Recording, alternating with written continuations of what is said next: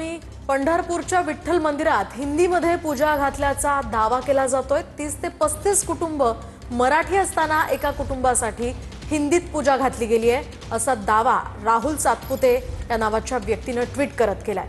राहुल सातपुतेने पंढरपूर मंदिर समितीकडे या संदर्भातली तक्रार केली आहे। चौकशी करून योग्य कारवाई करू आणि यापुढे मंदिरात मराठीतूनच पूजा होणार आहे अशी माहिती मंदिर समितीचे कार्यकारी अधिकारी राजेंद्र शेळकेंनी TV9 मराठीला दिली आहे।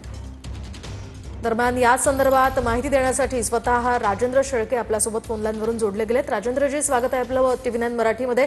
काय नेमका हा वाद आहे, काय नेमकं घडलंय, काय आपली पहिली प्रतिक्रिया या संदर्भात? नमस्कार, रामकृष्ण हरी।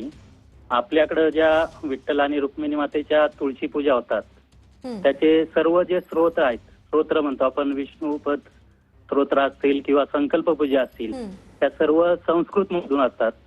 परंतु ज्यावेळेस तुळशी पूजा सुरू करण्यापूर्वी त्याची जी माहिती सांगितली जाते ती मराठीमधून आपण प्राधान्याने सांगत असतो।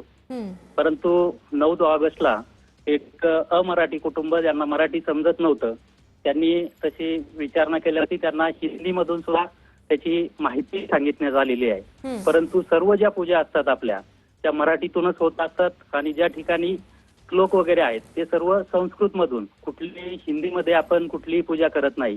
सर्व या पूजा या मराठी आणि संस्कृत या भाषेतूनच होत असतात। आपण फक्त जी पूजेची जी माहिती आहे ती फक्त त्या भाविकाला समजत नसल्यामुळे हिंदीतून सांगितलेली आहे। नक्कीच। आता यानंतर या व्यक्तीने, आता राहुल सातपुते नावाच्या व्यक्तीनं ही तक्रार केली आहे, त्या संदर्भात तुमची काय प्रतिक्रिया आहे? पुढची तुमची भूमिका काय असणार आहे? नक्कीच त्यांनी तक्रार केली आहे। त्या तक्रारीची सुद्धा मंदिर समितीने गांभीर्याने दखल घेतलेली आहे आणि यापुढे भाविकांना महाराष्ट्रातलं आपलं हे दैवत आहे, मराठीच प्राधान्याने या ठिकाणी वापरली जाईल। परंतु ज्या भाविकांना काही गोष्टी समजत नाहीत मराठीतून, आपण परराज्यातून सुद्धा भाविक येतात, परदेशातून सुद्धा भाविक येतात, पूजेची फक्त माहिती आपण इतर भाषेतून त्यांना देत असतो। पूजा कुठल्याही प्रकारे हिंदीतून किंवा इतर भाषेतून आपण करत नाही। नक्कीच धन्यवाद राजेंद्र शेळकेजी, TV9 मराठीशी संवाद साधल्याबद्दल।